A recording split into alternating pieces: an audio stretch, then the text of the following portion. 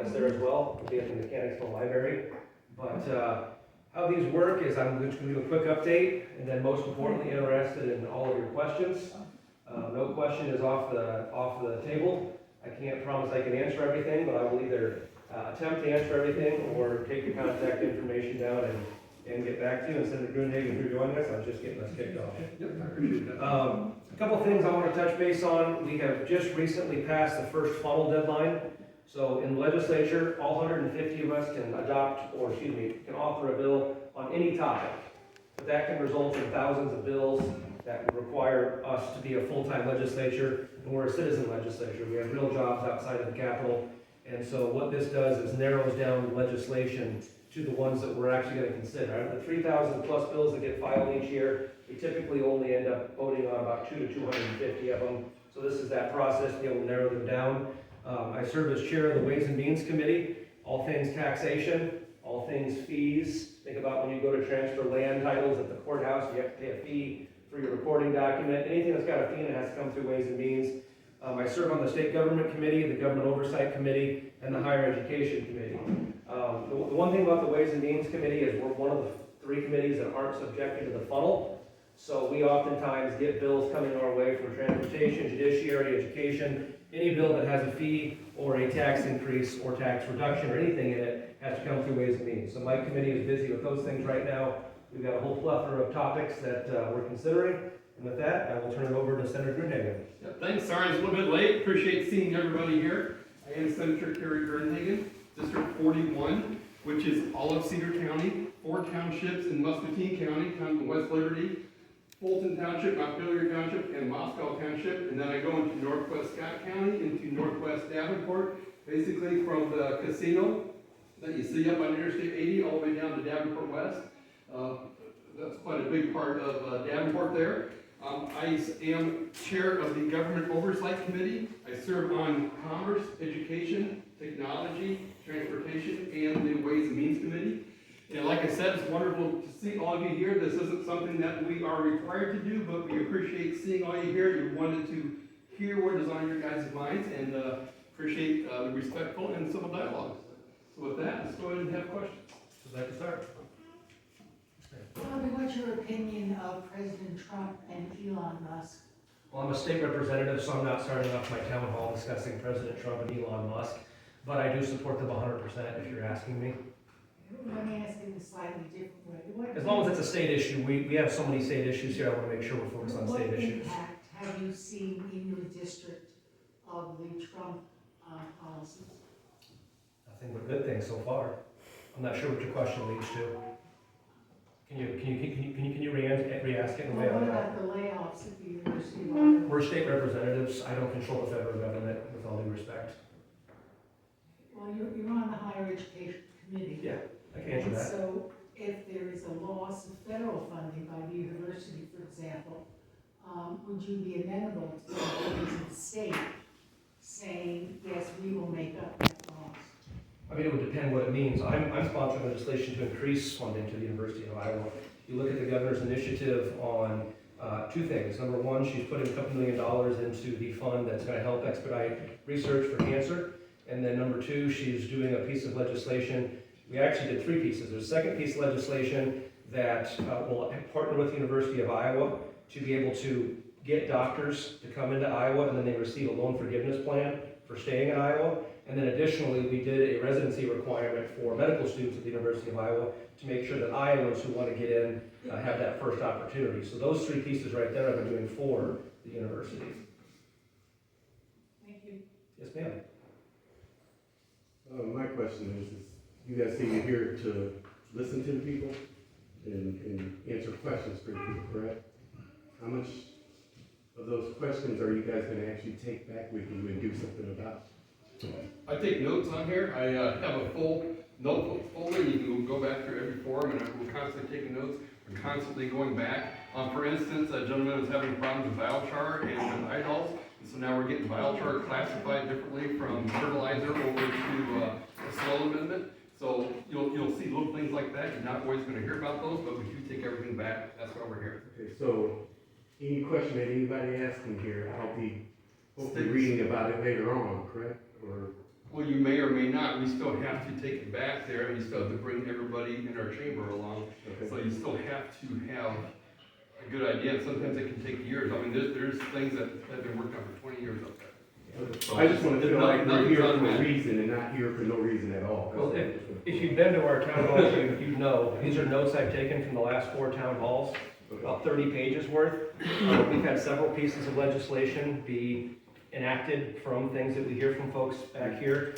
I'm probably one of the more accessible legislative officials in the state. My cell phone number's in the paper every week. My email address is public. These town halls are public. I've never encountered a time where somebody's tried to get a hold of me that I haven't at least been able to get back in touch with them. And there's 150 of us. So imagine your family reunion or the last time you had all your family together. Could all 150 of you agree on the exact kind of meat, the way you want it cooked, what you want to drink, the vegetable? That's how Des Moines is. There's 150 of us. So while I may bring your idea back and advocate for it, which I will, we have to convince 140 other people to follow. And there's 140 other yous that come to these town halls, and it's our job to try to jive that all together into legislation. But one thing I will tell you that I think people forget is that 93% of the bills that the Republican legislature has passed into law have had overwhelming bipartisan majorities. Most of the time they're unanimous, sometimes 95-5. And so a super majority of the work we do in Des Moines. Is there a super majority? I mean, it's not bipartisan when you're super majority. He was asking a question. You're welcome to get to yours next. Please don't interrupt when I'm answering his questions, please. So anyway, as I was saying, We don't have Are to you be done yet? here, but please don't interrupt for everybody else. I'm trying to answer his question, so if you can, I'll be sure to go to you next though.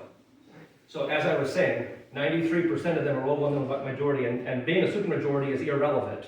A vote gets brought up, all 100 of us get to vote yes or no, and who's in charge is irrelevant to the fact that all 100 of us have an individual vote to cast, and 93% of them are overwhelmingly bipartisan. I get that. There's just times where I feel like it's not with the people one, it's with you guys one. That's why I have my... So I've been elected 7 times, so if the people didn't like what I was doing, they would have kicked me out. So far, it's not even been close.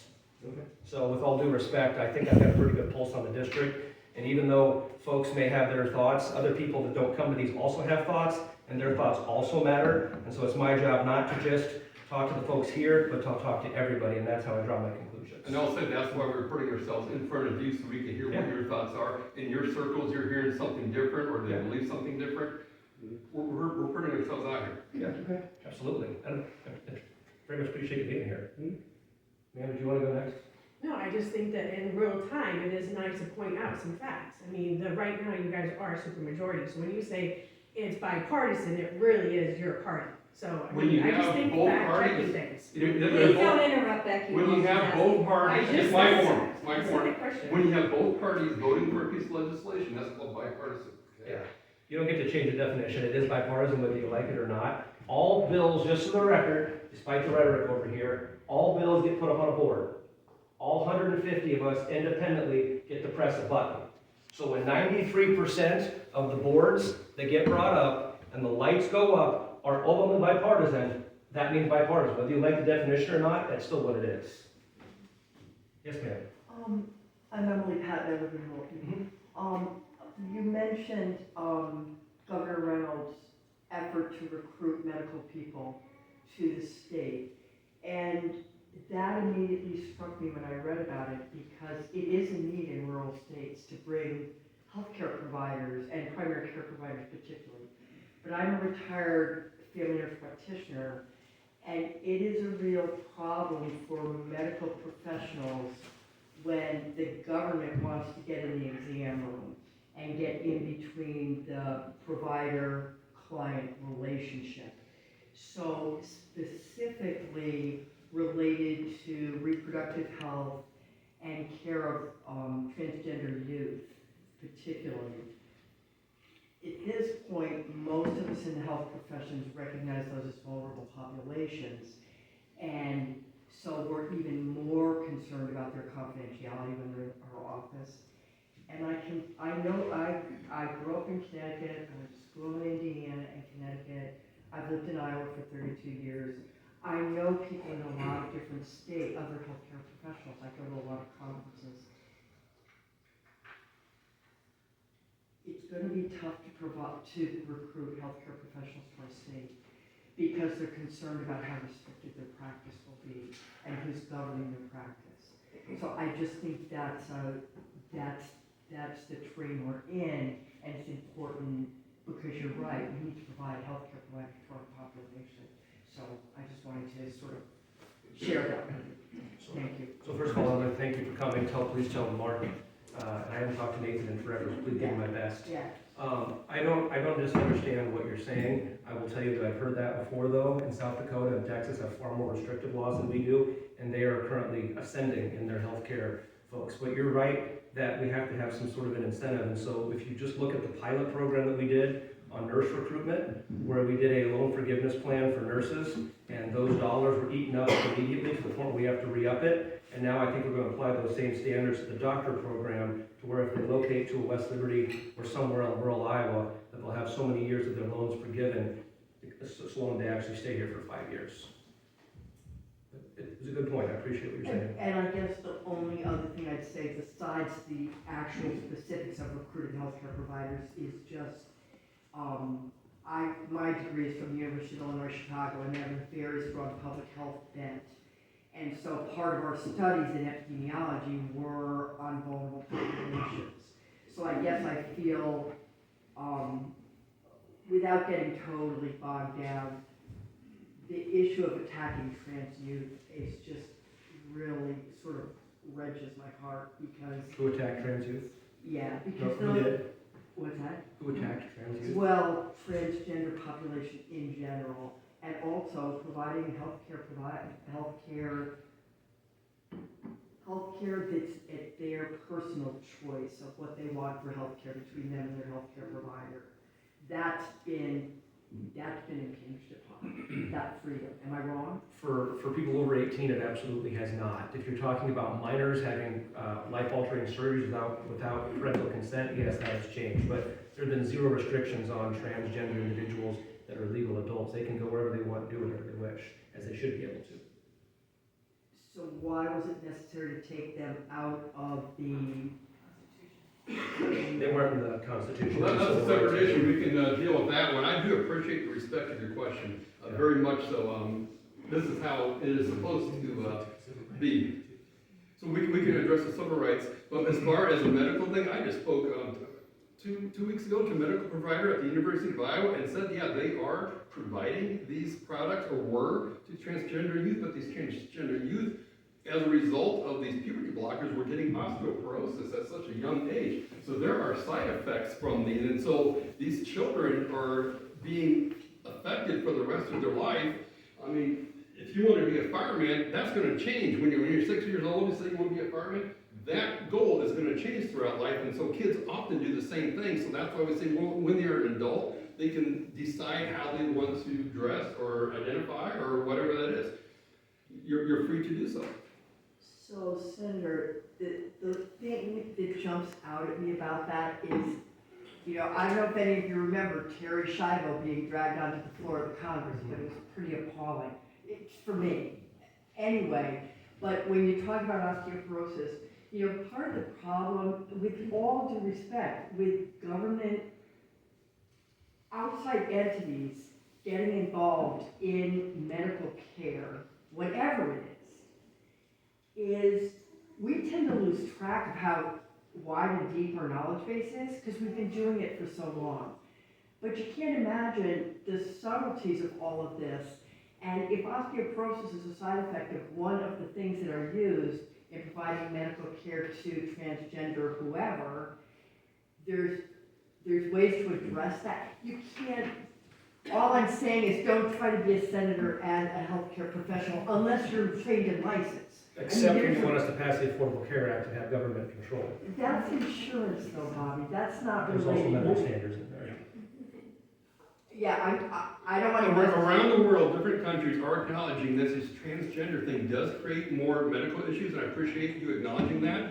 You're saying it's their choice if they want to have these medical issues down the road. We call that knowing that they're good. This is treatment is going to lead to other problems. That is not healthy for the children when they're going to become lifetime patients because of what they did when they were a child. There are a lot of people who regret regret what they've done as a child, so we will leave it at that. Let's go ahead and move on to another question, otherwise we can quickly consume this hour.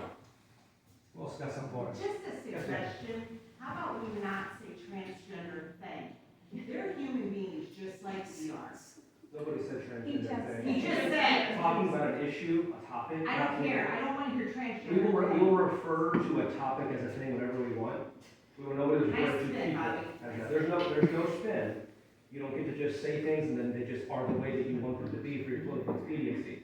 I have a transgender person in my family. I don't think an individual is a thing. Just referring to a topic, so you don't have to make up a fake thing to fight in this town hall. That's not what just happened. A topic can't be a thing. Yeah, it is a thing, and we will refer to it as a thing. Yes, sir. I would just like to point out that you can't even smoke before you're 18. You're not supposed to. Can't buy cigarettes. Not supposed to. Can't drink till you're 18. Legally.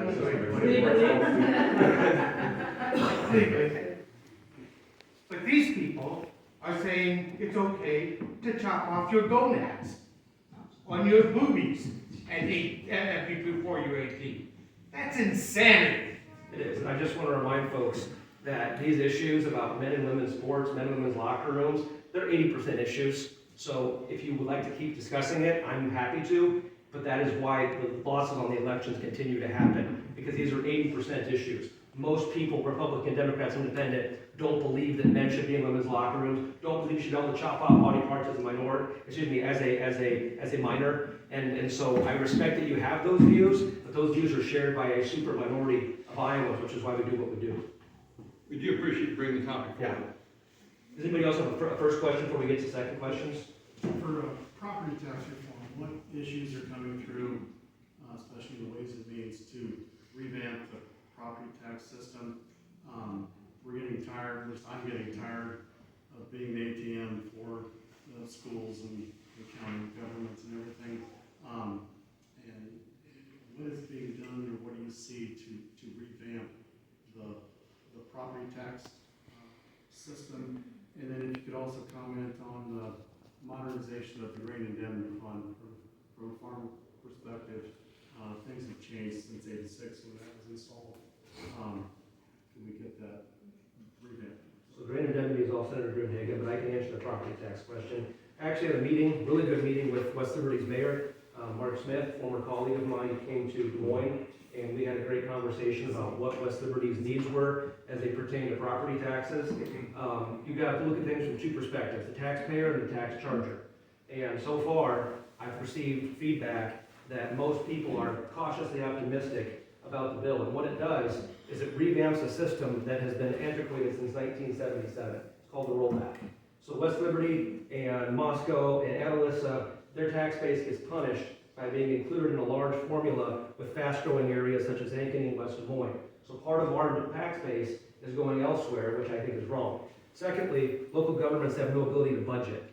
So the rollback does not permit you to know what your funds are going to be more than 1 year in advance. So if you can budget out 3, 4, 5 years in advance, and you're trying to do a water main project, or you're trying to afford an upgrade to the utilities in the city, you can actually plan those things out, which you can't do right now. Furthermore, when you eliminate the rollback, it eliminates a check that the state actually writes for home tax credits for about $306 million that will no longer be needed. We use those funds to buy down the 540 school levy, making sure the schools have all their property tax dollars that's coming from those credits and not from you. And so it's going to be about a $426 million property tax reduction, while simultaneously giving local governments the ability to plan out in advance, while simultaneously being able to be a much simpler system. Right now, it's so incredibly complicated because of that rollback. So if we get this done, and so far, my feedback from Mayor Smith, my feedback from the League of Cities, and my feedback from the tax entities, such as Farm Bureau and Islands Tax Relief, has been very favorable so far. You can answer the grain indemnity fund. Yep, I will hit on the property tax a little bit more. So even the city administrator from West Branch was mostly in favor of it. You are going to see a slower increase at the city level because it's capped at 2%, but we're rolling back some of the school funding off of the property tax, which is one of the biggest drivers on property tax. So there should be pretty widespread bipartisan support for this bill. Last time we did the property tax reform, it was Senate File 718. That went through unanimous in the Senate. All right. So one person in the entire legislature voted against that property tax reform. And so the next one, we are looking for similar cooperation on that because it brings relief not only to the people, it helps the schools out, it helps everybody out. So it helps the cities out, helps the counties out, they can start budgeting in advance. So we're really looking forward. As this process moves forward, we are slow walking it. We're not going to be holding a subcommittee on it for maybe a week or two yet as we talk to all parties involved. So I do appreciate the question. As far as the grain indemnity fund, so back in the 1980s, after the farm crisis that we had, they decided to start a grain indemnity fund funded by farmers only. So as they sell grain, they pay a small fee and then it goes into an account. Currently, the minimum set is at $3 million. So if it drops below $3 million, then it starts funding the account again. It stops at $8 million. So your caps are $3 million on the bottom, 8 on the top. We are going to be modernizing that to $5 million and $12 million, making that change because, well, times have simply changed in the past. We're also adding credit sales to it because every plan, whether it's cash sale or credit sale, you are making this a tax plan and it's a marketing plan no matter how you sell it. But the common denominator is another entity holds your money and holds your grain, and you don't get paid. So we are wanting to make sure that farmers can at least have a fighting chance to come back the following year, and that's what the purpose of it was for. Also, we're adding a clawback function. So when a grain broker goes bankrupt, the courts can order that money. If you got paid in 6 months prior to them going bankrupt, the courts can order that money coming back. And so all of a sudden, a year later or 2 years later, that farmer is out that money and has to bring that money back. Well, it's already spent. If you don't know anything about farming, you don't really hang on to a lot of cash all the time. So unless you're like Kaufmann's here, But what we're doing is creating a mechanism that those people can also reach back into that grain indemnity fund. So I hope that answers the question. What it did, I took it through committee. It started out last year in May. That also went through the Senate unanimous fashion, that means bipartisan, last year. So this next year we will see where it comes down to. But it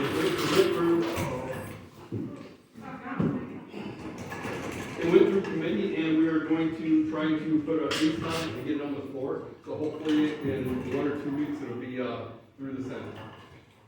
Yes, sir. 2 questions. Do you guys know the percentage of state workers that are working from home? He asked about the percentage of state workers that are working from home. There haven't been as many, except for within the HHS department, and they were recently ordered to go back to the office. So I think that percentage is getting down pretty close to 0. And your opinion, should they be working at the office? Should they be able to work at home? Oh, they absolutely, particularly in HHS, they absolutely need to be at the office. So I received so many connections and contacts and emails and calls from people who are trying to do adoptions, from people who are trying to be guardian ad litem, from individuals that were trying to participate in the program where you can adopt a disabled individual and the state helps compensate you.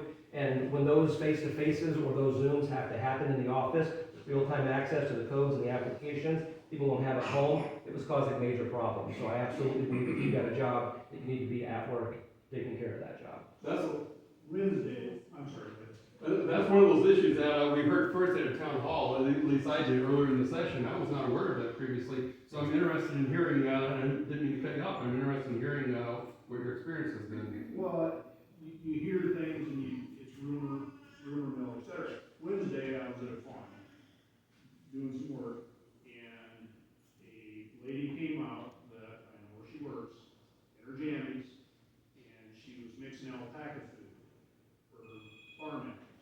And I commented, I said, "You not working today?" She said, "Oh, no, I signed it."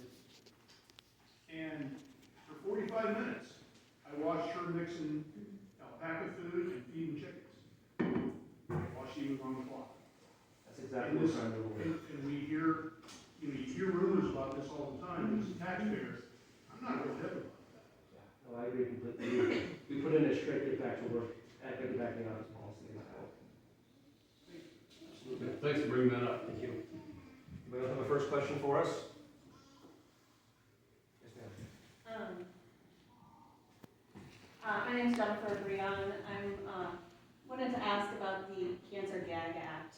And you wrote an op-ed in the Des Moines Register, basically taking the side of Bayer, that wants a bill that grants them immunity from lawsuits from Iowans who have cancer, or frankly, it grants the entire pesticide industry immunity from folks who have Parkinson's disease, birth defects, cancer, all kinds of issues from using pesticide. So I want you to tell us why you're taking the side of a multi-billion-dollar multinational corporation instead of your Iowa constituents. Well, that's false, you have false information. In fact, you couldn't be any more wrong. The information you're getting is categorically false. You can record me all you like, but I say this publicly, so it's not like I'm trying to hide from something. What is the ultimate definition of insanity? Most people would say doing the same thing over and over again and expecting a different result. The second definition of insanity is how this bill is characterized. You can sue 31 different ways. Here's this for your recording. 31 different ways you can file litigation against Bayer for any harm that they cause. So this Cancer Gag Act political talking point is false. You have wrong information. And right now, the federal EPA, this was the same EPA that under President Biden prohibited, banned Bayer from putting a warning cancel label on their product. They banned it. Then they're being sued for not providing the label that they're banned from having. So all it says is, once they can legally say what's in their product, when the EPA permits it, they absolutely can. But until they are not banned from doing that at the FDA level, and the EPA level, excuse me, not the FDA, the EPA, then you can't be sued for something the federal government is banning you from doing. So there's no Cancer Gag Act. That is categorically false. And there are still 31 different ways, which you absolutely should have, where you can sue them. So those talking points sound good and they look really good on websites, but they're false. Okay, well, here's the thing. He's going to answer the question next.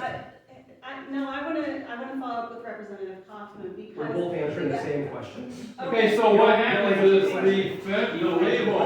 the label is federal law. What's on the label is, she had her question. She asked her question. We have a right to answer. Please don't interrupt. Please don't interrupt. Okay, so I get to turn it, I'm up here too, it's my town hall, I get to answer the question. The label is federal law. This is our town hall. You are our representatives. If we cannot answer questions when they're asked, we'll have to start having these on private property where people can ask to leave who are going to interrupt. She asked a question, I answered it, he's going to answer it, and then somebody else can go on next. Like I said, we do not have to be here, but we're here to answer questions. If you guys want to host your own town hall, I think you can rent this next weekend and do it next weekend. The label is federal law. It's mandated that you put that label on there, what you put on there, and what you do not put on there. That is federal law. You can't just make stuff up and put it on there. Okay, the EPA has tested it.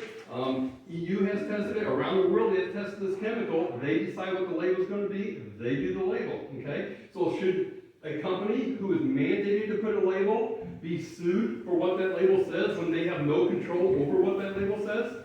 We decided no, that company should not be sued for that. Should you be able to sue if there are damages? If you get cancer from a product, absolutely. You can still sue, you just can't sue because of something you're mandated to put on that container. Okay, if you have damages, you can still sue a company if you can prove those damages. Okay, almost all of the lawsuits fall under failure to warn, and they're cancer lawsuits. All right, Bayer has lost $16 billion in these lawsuits. Juries have awarded them billion-dollar punitive damage claims. Juries, okay, and you're saying people can still sue. All right, but if the Iowa legislature says that warning label is all that's needed to protect the company and to protect Iowans from pesticide, then it's a defense against all those other causes of action. It is. All right. I wrote the law. That's not what it says. You are not going to talk over me and tell me you're not going to talk over me and tell me you're talking over her. Be quiet, Paul. You had me kicked out of the last one for your erratic behavior. Stop. She's asked a question. We have to have enough time for everybody to answer questions. We are not going to allow two people to dominate a town hall. Everybody else that's quiet and wants to ask a question doesn't get to, because the same 4 people ask all the question. She's asked a question, we've answered it. Who would like to go next? If it doesn't stop the lawsuits, what has the bill? If you don't like the law, you should have had Biden change it. Hey, you're respectful. If it doesn't stop the lawsuits, You've it's asked a her, wide don't path let a woman bill. back that dude. You've asked It's you that. billions of dollars that asked they're her. losing. Brady, I can see through it. Don't yell at her like that again.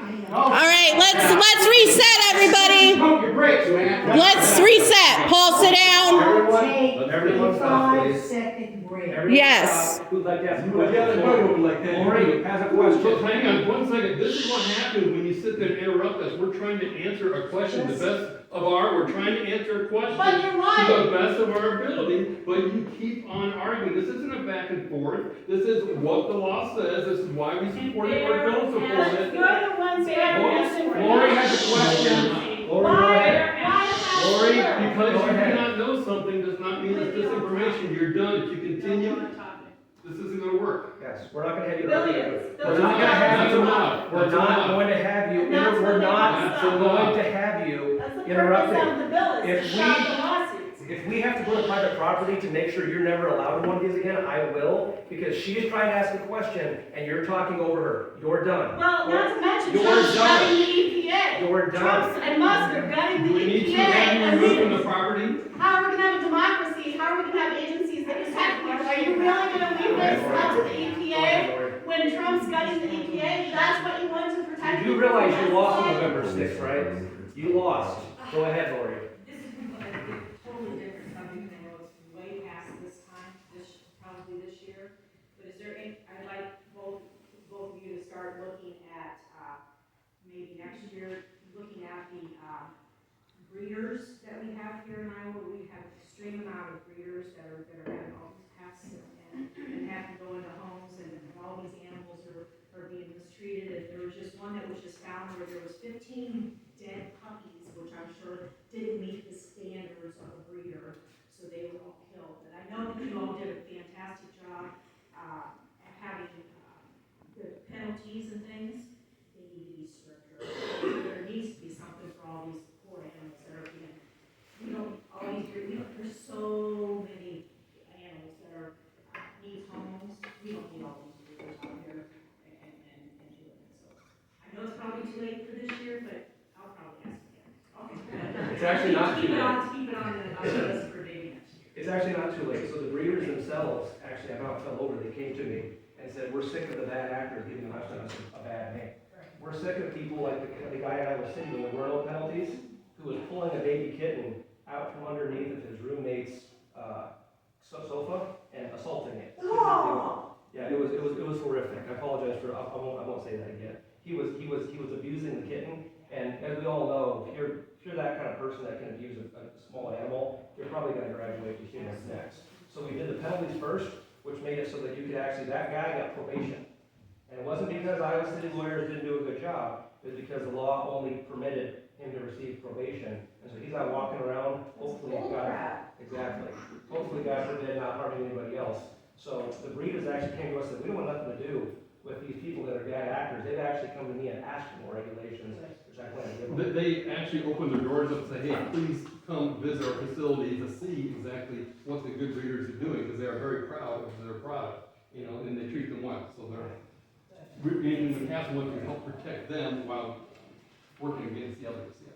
Appreciate that. Actually, that you were mentioning that too, of the year the town hall meeting about the person that assaults a cat like that, he should be in Anamosa, Yes. 100%. looking at the Jones County courthouse. That's exactly right, Paul. That's exactly right. Anybody else got a Some question? questions over here.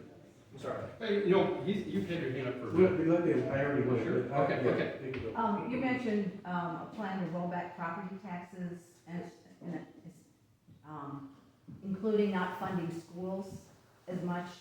So what is the plan to adequately fund K through 12 schools? No, we make sure the schools get all their property tax dollars, is what I. But there was Right. The part of that, so some of the rollbacks and some of the credits, we get rid of the credits, moving it to a, Exemption. exemption, so there's gonna be money saved from that on the state, so we're gonna take that money and put it into the school portion on your property tax to roll that back down. So the $306 million, right now, I'm sorry, I probably didn't clarify properly. Right now, the state writes a check for $306 million for the homestead tax credit and other things that are meant to combat the rollback's unpredictableness. When you eliminate that over 5 years, you no longer have to have those. And so we're taking that $306 million, giving it to the schools to fund their portion of the property taxes so that they're held harmless while the taxpayers are no longer having to pay for all those credits that no longer are needed. So the schools will be held harmless, and I actually have a meeting with the School Board Association on Tuesday just to make triple certain of that. If the state provided more funding, more per pupil amount, wouldn't that help then? And not so much would be required from property taxes? 43% of our budget goes to K through 12 public schools. 57% of our budget goes to education if you include higher education. And so you have to manage two things. What can you promise and what can you deliver? The last time education was funding was when Democrats held the trifecta in 2009.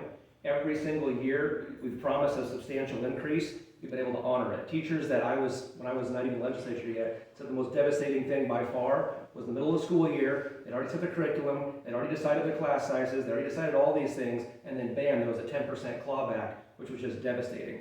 Our job is to make sure that we can actually fulfill the promises that we make. It's a great question.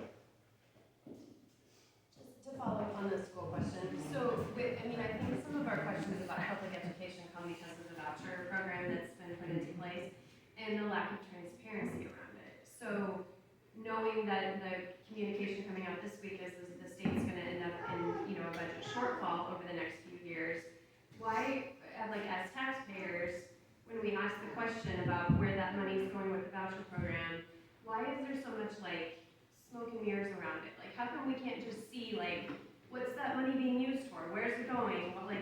How come?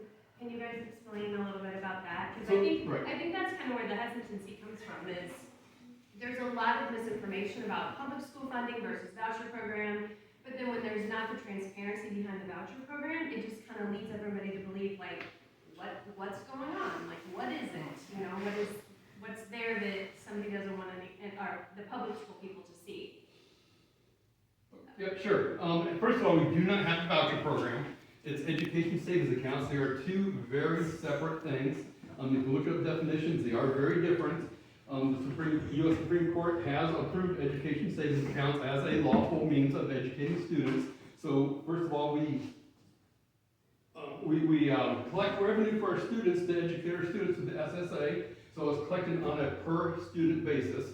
So simply, if you collect it because a student exists, why shouldn't that money follow that student? Why shouldn't the money be going to a school over here when the student is at a school over here? So you're defrauding the taxpayers when you're not allowing that to follow that student. If the student doesn't exist, the money's not there, right? So as far as transparency, there is a lot of smoke and mirrors about that. They're completely transparent because they are accredited, so they have to have boards, they have to show funding, and they have to show results as a result of the accreditation process, so they have to be accredited. That answers the transparency problem. There happens to be a Democrat auditor who loves to make politics on this, so he's putting out a lot of smoke and mirrors on this. And so I apologize that you're hearing that from him, but he simply did not fill out the paperwork to audit this program. All he has to do is fill out the paperwork to do that. He has not done that. He has been told over and over again. Instead, he likes to go on TikTok or whatever medium he chooses to use that day and complain that he's not looking at it when you should be complaining to him, well, why aren't you looking at it? All right, so turn the tables on that gentleman and say, well, maybe you should be doing your job and doing that. So, yeah, the money does follow students. It's a very successful program. As far as the budget, the state budget, we heard in the beginning of 2024 from Arizona's had education savings accounts for a very long time, right? And we are not the first ones to do this, so actually we will become the exception if we did not do this program, because we do believe in putting students and educating the youth is a part that you don't hear. You hear about, well, protecting public schools. Well, protect the youth, right? So wherever that youth learns the best that they need special education, allow them to go achieve that special education. We are compelled by the Iowa Constitution to educate all youth. Okay, so we are supposed to be doing that via Constitution. It's also in the U.S. Constitution. So back to Arizona, the governor came out in January of last year and proclaimed, hey, our $10 billion deficit is due to education savings accounts. So fast forward into the fiscal year, on June 30th, the education department put up on their website, you know, the governor was completely wrong. We have a $10 million surplus in our account, right? That's the part that didn't make the media. You hear about it affecting it, but it's actually saving money because look at all the funds that are involved in it. So per student in the public school system is $18,722 per student. All they are getting for the education savings account is $8,000. They're not on the property tax rolls. They're not allowed to do the property tax. They're not getting the state funding that comes with, or all the other categories. So as far as it's actually helping the budget. Yes, sir. Thank you very much. This is for the Senate. Yes. It's a follow-up question first. So, thank you for coming this morning. But I would like for you to elucidate, since unlike public schools, private schools don't have to take a student. They're not required to accept them.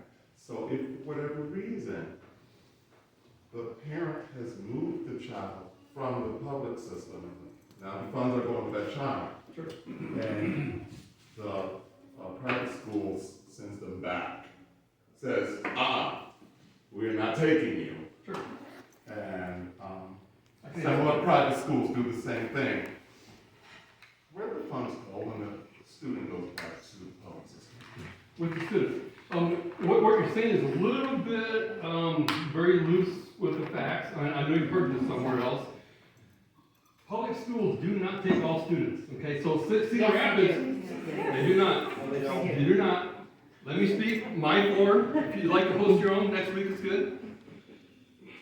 Public schools do not take all students. I can point to North Scott. They filled up. So as students left Davenport largely, they filled up the special ed program at North Scott. They could no longer take special ed students. They had to turn them away. When we look at Cedar Rapids Community School District, they're setting up a program for college prep and different specialties. That's a lottery system, right? Public school is using a lottery system for a student to be able to go to school. Can you imagine that? Same thing in Davenport. So these programs. I grew up with that in Chicago. Yeah.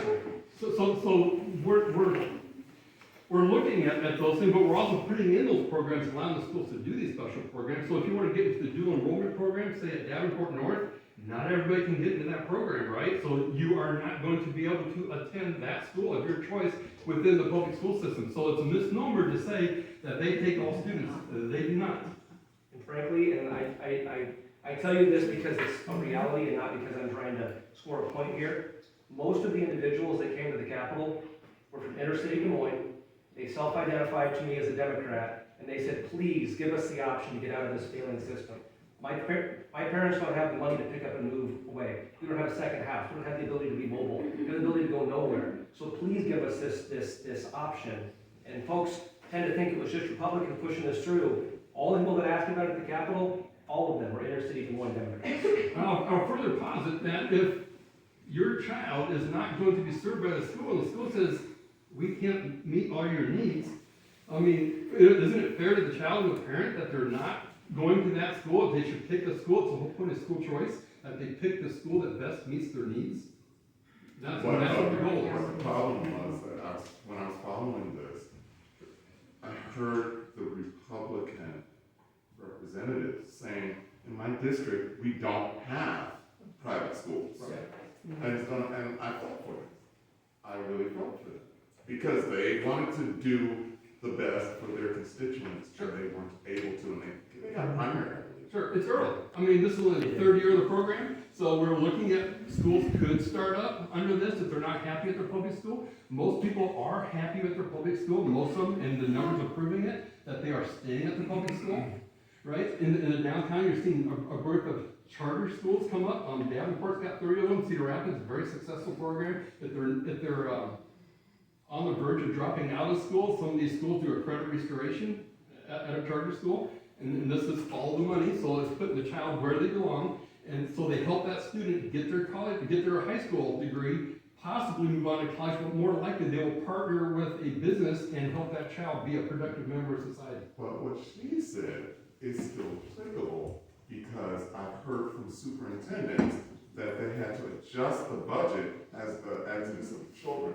And when they have to come back sometimes, that won't get adjusted or seen to until the following year. Right, yeah, we need to do, we're moving towards a better attendance, because money follows the student, so if we went to a day-by-day attendance, and we can move that money quicker, but yeah, usually it's a lag behind simply because how budgets are done. And we do need to improve that system, and there has been discussion on that, so I appreciate you bringing that up. Thank you for answering my question. Yeah, question. And the private schools can continue to raise the tuition, so like that family might have been able to afford it, made the move, and then the tuition just keeps going. Absolutely, there's a reason for that too. If you notice what we did for public schools, right, we raised teacher pay, we're what, 37th, 38th in population in the nation, but teacher pay, we raised it to the 5th highest in the country, right, to support public schools, right? And that's not in the SSA number either, so the number that we come out, that number is not included, what we put in the teacher raises. So private schools have to compete for teachers also. So part of what you're seeing on tuitions raising is because they have to pay more for the teachers because of what we did for the public schools. And you first, and then And staying on this subject, when the money follows the student, yes. does it fund a student that is being homeschooled? It does not. No, that's not. Does it fund a student that decides to go to a parochial school? Yes, that's the issue. So, excuse me, I want to finish. So she interrupted, so I'm sorry, go ahead. How does that fit separation of church and state? Great question. So how many, I'm sorry, go ahead. I can answer that very quickly. This is before the Supreme Court. It came out June 21st of 2022. The Maine, Carson versus Macon, they ruled on this very issue. So Maine set up an education savings account system decades ago, right? Because they have a rural area. We talked about not serving rural areas. They said, well, we cannot support a public school in a rural area. There's simply not enough kids. So they simply let the money follow the student and let the parents decide what school they're going to go to, right? So the key is you cannot discriminate against religious. So when the money goes to the parent, right, this is what the Supreme Court ruled, you cannot, as a government, tell the parents you are not able to have your own religion. You cannot do that. Okay. And that Carson versus Macon. Okay, and to follow that up, then any of these schools that are receiving money that's following the student have to be accredited by the state? Absolutely, yes. And furthermore, to that point, how many people know somebody that went to a parochial college school? Think of Grinnell, think of Central, think of St. Ambrose. Most of us know somebody that went to these schools. If you know somebody and you're glad they went there, you are for public dollars going to private education. The system on the tuition grant for our parochial collegiate schools was enacted in 1966. Every Democratic governor, every single one, every Democratic state representative, every Democratic state senator, every single elected Democrat since 1966, every single one has voted to increase the tuition grant. What is that? It's public dollars going to a private school. So I would just ask everybody to make sure we're all being intellectually consistent. If you don't like it at the individual level, then you need to make sure that next time Democrats are in charge, you defund the tuition grant, which is never going to happen because it's a wildly popular program. Yes. Who had their hand up? Senator, I just feel very compelled to make this statement, so please hear me out. Sure. As a retired administrator of 41 years in public education, it is not true that a public school can say we are full. We at no time can do that. We take every child that walks through that door, no matter what they come with us. I'm very passionate about this. You can probably hear it in my voice.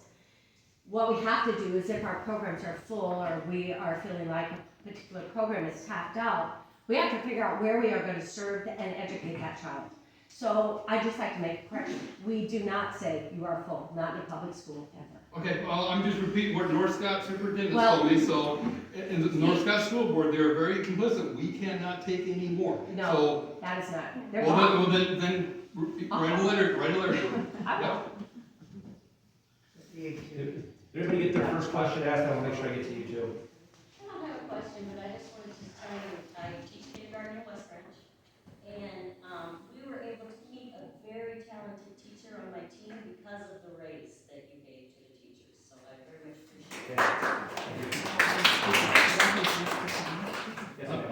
that across the district, so, in other words, a Cedar County teacher who wanted to go to the Davenport district, just one that changed the district. He could not find a position of his, that he wanted in that district, so he had to take a secondary position that, that he could possibly move up in, but yes, it is working on keeping teachers in school, so thank you for pointing that out. Yes, ma'am. Yeah, I serve on the library board, and I'm really proud of it. I think Iowa's libraries in Iowa are one of our greatest treasures, and historically, the state has only supported libraries in every community, like, no matter how small you are, you have an accredited librarian serving you. I would really like your opinion on the two bills that are coming through the legislature. I'm worried about the infringement on First Amendment and freedom of association, so I'd love your thoughts on that. You're exactly right, they're dumb bills and I don't support them. Perfect, glad to hear. Yes, they did advance through subcommittee in the Senate, and I jumped right on that. They did not advance past that. The day that it advanced, I visited West Branch Library. I went over to the Davenport Library, wonderful establishments. They're actually a community hub over there in West Branch. Great place, and I do support them. I appreciate that then. I will say that at our previous direct library board meeting, that wasn't clear to the staff or to the board. So the more vocal you can be about that, I think would be really helpful. I really appreciate it. Absolutely, thank you for what you do with that. I grew up reading the Hardy Boys, the old blue hard copy. Fair enough. Excuse me, do you mind just giving me an update then on what the status of those two bills is? Dead. They're both dead? Yes. They did not make a photo in the Senate. Oh. And they should never have subcommittee. Thank you, It thank you. shouldn't even been exist in the first Thank place. you. Somebody else have their hand up for a first question? I want to make sure I get to these two who I'm asked in a second. So make sure everybody gets a chance to answer the first. I get for a second. I'll go you and then you and then Robert. Now, Eric, go ahead. I'm stand up for this one, so everybody can. Please. First off, I'm not attacking you, so don't interrupt me. I do understand everybody's frustration here. I've been kicked out of plenty of council meetings, trust me, I'm pretty sure a lot of people that are in this room know who I am and have seen it happen on video many times because I'm very vocal. I don't bite my tongue, never have, never will. Okay? So, I do understand a lot of people's frustration, your emotion, the Cancer Gag Act, the transgender issues, the education issues. And you guys keep saying that, this is your forum, this is your thing. But this is their city too, and this is their feelings. So we're pretty sure that she probably has a family member, or she may have cancer. I'm pretty sure, I know I have transgender people in my family. You know what I'm saying? So you guys gotta understand their frustration. And so I took it as you guys were being kind of rude, when these people were discussing their problems. And I do understand why they got frustrated, because I get frustrated. When you spoke of Mayor Mark Smith, I got frustrated. Okay? Reason why is because, in my opinion, I feel that him, along with some of the city officials here in West Liberty, are corrupt. You know what I'm saying?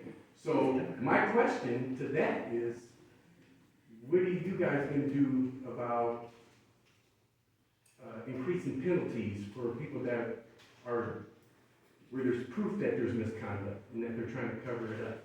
When there's corruption within the city, and everybody in this room knows that there's corruption within West Liberty. I'm not saying anything that's a secret. I don't know. Okay, well, you will know soon, trust me. But the thing is there's some known misconduct within this city, and they're trying to cover it up. Okay? March 4th, council meeting, for instance. They classified it as a confidential internal workplace investigation. I didn't know that elected council members were employees of the city. So why is that a confidential internal workplace investigation? So something needs to be looked at as far as the city goes, and when you try to talk to the mayor about it, he blatantly ignores you. First and foremost, I'm glad you're here. I disagree with you that we were being rude. We were trying to keep order in a way that make sure everybody could ask a question and that we could subsequently answer it. I respect that you don't agree with that. Mark Smith was a former minority leader of the Democratic Party. So it shocks me to hear that a town that is largely voting blue doesn't like their blue mayor. So I would just giving him out as somebody that came to the Capitol to visit me. I don't know anything what you're discussing, but what I can tell you is there is a state office that you can contact, and you've got Senator Gruenhagen's card. I'll give you my cell phone number afterwards. I can connect you with the Ombudsman's office. The Ombudsman's office is the state complaint board for citizens against local governments as well as state governments. Right. I get that, and I've spoken to them about it. Okay, how'd that go? Yeah, the city is shielding themselves behind attorney-client privilege. Okay, which attorney-client privilege only applies to legal advice, not procedural or business advice. But yet they're hiding behind that. Okay, they're marking everything confidential, which I didn't know that you could just stamp confidential on something and that automatically makes it confidential. But that's what they're hiding behind. Okay, they're shielding themselves from and trying to make it an employee issue because they know the Ombudsman's office doesn't deal with employment issues. So that's why they're hiding behind. That's their way around it? What? That's their way around it? Yeah, that's exactly what they're doing. These are just allegations. Mhm. You don't take this as true. I have the evidence to prove it. That's not allegations. I have the evidence to prove it. Okay, let's, Wait, he's coming to us, so let him do so. We let you ask questions, you can be next. Right, and I get that, you may know some people and you may be cool with some of the people in the city, but what's wrong is wrong and what's right is right. And when you're doing somebody wrong and they call it out, you should not be bashing a person for calling out someone's wrong. That's all I'm saying. So if you're gonna, You don't make allegation when the person's not here. okay, so tell me one thing. Well, I wasn't there, but yet I was terminated from a fire department based off of just allegations. So you have a personal. Okay, so there you go. personal So allegation.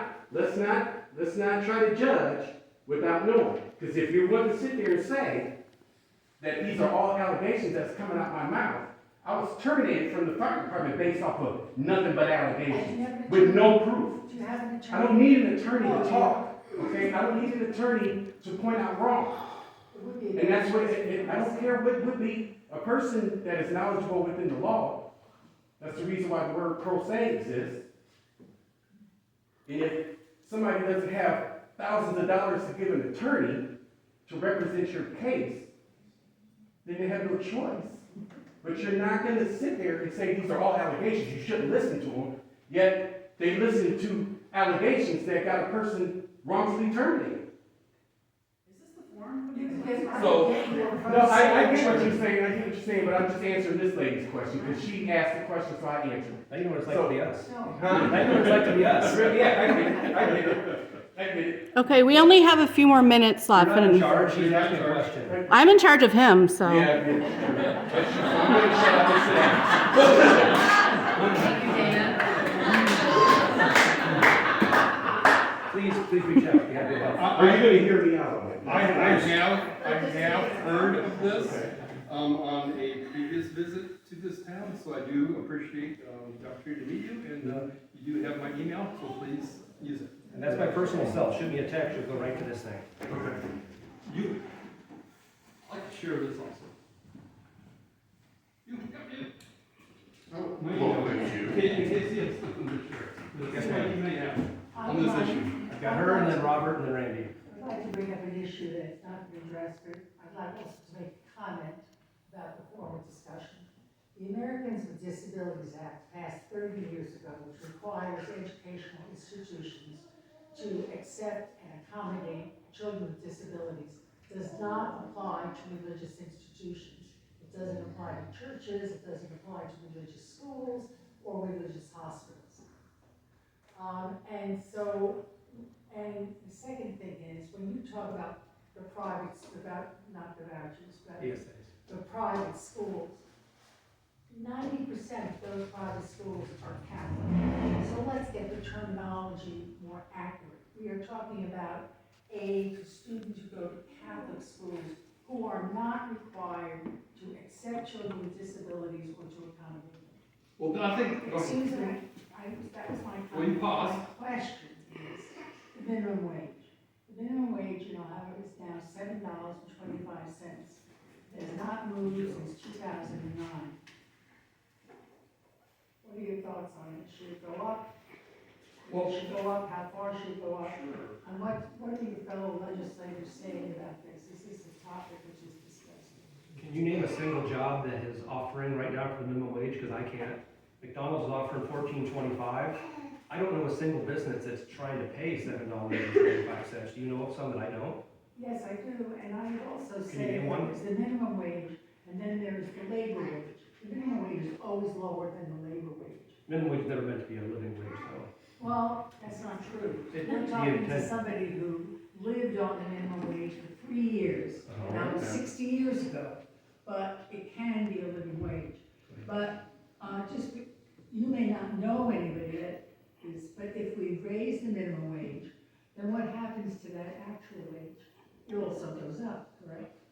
Somebody has to pay for that, though. You don't think that businesses just take that, they're gonna end up charging us more for our cheeseburgers and for our ice cream. But I'm just asking you, if Walmart will charge more. Walmart's son, when he goes to a board meeting, is paid $178 million per board meeting. I know nothing about the Walmart kids, nor do I care. Well, I'm just saying that we're not talking about small businesses in there, we're also talking about large corporations. But you really do realize that small businesses in West Liberty, Maine cannot afford a certain level of wages. People have a choice whether to work there or not. So Well, what's your position on this thing? the market is set. You can make $14.25 right now. I can walk to McDonald's this second and make almost double what the minimum wage is. So I'm It should asking, not be looked at. I mean, it's it not should be applicable. raised. When McDonald's is $14.25, I'm not sure what you're asking for. Do you have an answer for me? Yes, actually I do. That's what she's asking. Yes, absolutely, great question, I appreciate that. First of all, the AEA does go to Catholic schools, so that it does follow the student, and the services do follow the student. Okay, so whatever you heard about them not going to Catholic schools, you can, what is it, Regina?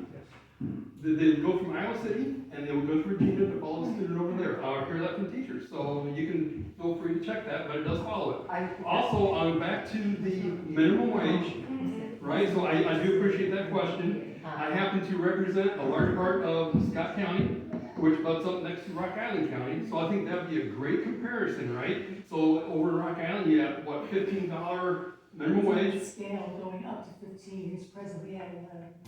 But it's gonna go up to 15. Yeah. Okay, and it, here in Scott County is 7.25, right? So I think a fair comparison would be, checking the unemployment rates, right? So the average of 2024, the unemployment rate with the higher is 5.95%. You drive across the bridge, 3.79%. So if the minimum wage is not good, then why do we have such a low unemployment rate versus Rock Island? You want me to answer that? No. I That was a goal, that was. No, we're not gonna wind it up. Don't tell us to wind it up, we're not ready to wind it up. We have two more questions. Oh, sorry, go ahead, Kerry. You have more? No, I got there. Robert, and I got Paul, and we gotta have the catch up of that. All right, lady? Well, I just find it interesting that people complain about corruption in the government that they elected that are Democrats. And yet, they're out burning Tesla cars and charging stations, shooting, firing gun rounds through dealership windows, potentially killing people.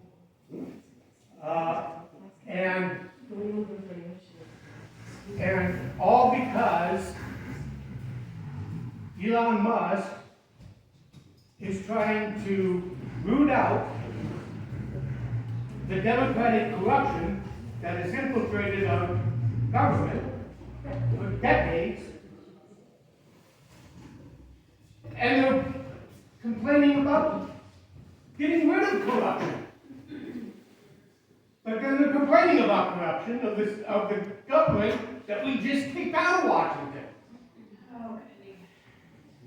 So, we just booted an administration that was so corrupt, that had a bureaucracy that was so corrupt, that you're burning Teslas and charging stations and firing gunfire through dealership windows because Elon Musk is rooting out that democratic corruption. that you're complaining about here in West Liberty about a Democratic city council that you voted for. He's asking this question. So you voted for Biden. He's not asking a question, he's on a soapbox.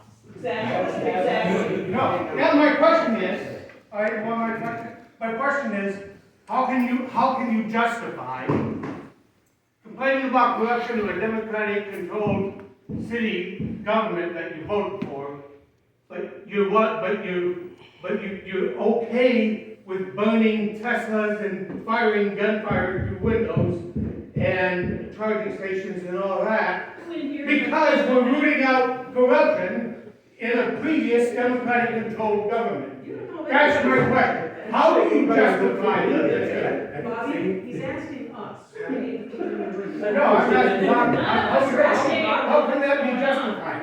Okay, Bobby, don't justify how you support burning Teslas.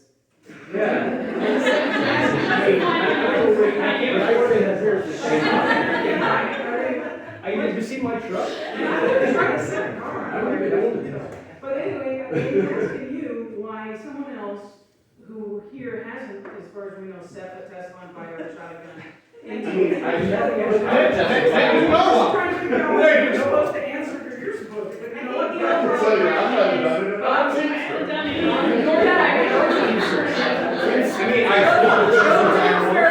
I put it out. I mean, it took us a while. Quit voting for Democrats and get Republicans in the House, and that way we can get rid of. Oh, that's your democracy, that's your democracy in action. You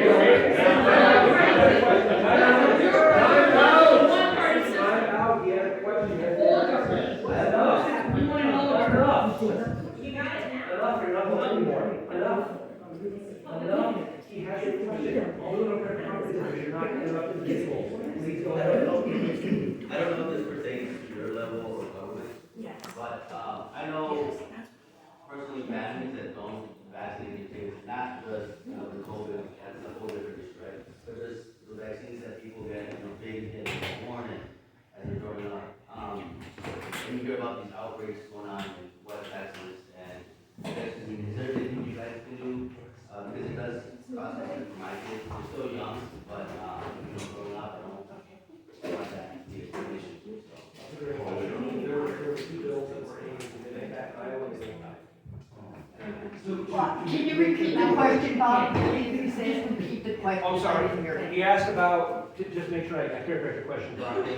Vaccine, lack of vaccines in other states leading to outbreaks, am I hearing your question right? And I guess, yeah, and like reinforcing maybe kids being vaccinated here in Iowa, so it protects other children as well. So, the bills that would have done what you don't want were both defeated. So it would have mimicked what happened in Texas, and those bills were defeated. So what you wanted to happen in Iowa just happened, and I supported your position on that. As far as the federal stuff, that requires the EPA, the FDA and the CDC make some federal guidelines, but what we can affect as a state, we're under potential assault, and both of those were defeated. Did that answer your question? I think so, but I don't know how to. Is there a way to make it mandatory, to put in a mandate to protect the children, like school-age children? Like you go into school, they have to be vaccinated. Don't we already have vaccination in order to attend school? I can't think of it's only in the district, so that. No, you're right. So, having done a lot of pre-K physicals, kids are required to have vaccines to go to school, to public school in Iowa. I don't know what happens with private schools. I will say there are waivers, so that there, for instance, in West Texas, it was a large Mennonite community that was initially affected. The measles is being spread to other folks. And certainly people against vaccines are a much wider population at this point. But there are waivers so that you don't have to have your kids vaccinated, but they have to meet fairly strict requirements. That's accurate, and the waivers were derived from several court cases on freedom of religion. And religion, exactly. I'm gonna do a good job of stressing that, better than I did. We have to be in Mechanicsville. Go ahead. This is probably hypothetical, There's been a lot of talk about cuts to SNAP benefits. Yeah. And if that happens, is Iowa prepared to provide the resources necessary to feed families and children that are in need? So I'm a co-sponsor of the $18 million appropriation to defund SNAP. I believe that those funds will be there. So it's been through funnel? It's an appropriations bill, so it's not subjected to the fund. It's in the Health and Human Services budget, which is coming up in draft next week. You can my public email address, email me, and I'll keep you a link to the bill number. It was so you can telling follow me, the appropriations. but I didn't have the know-how. Thank you all for coming out, really appreciate it. Oh. It happened. I'm Emily.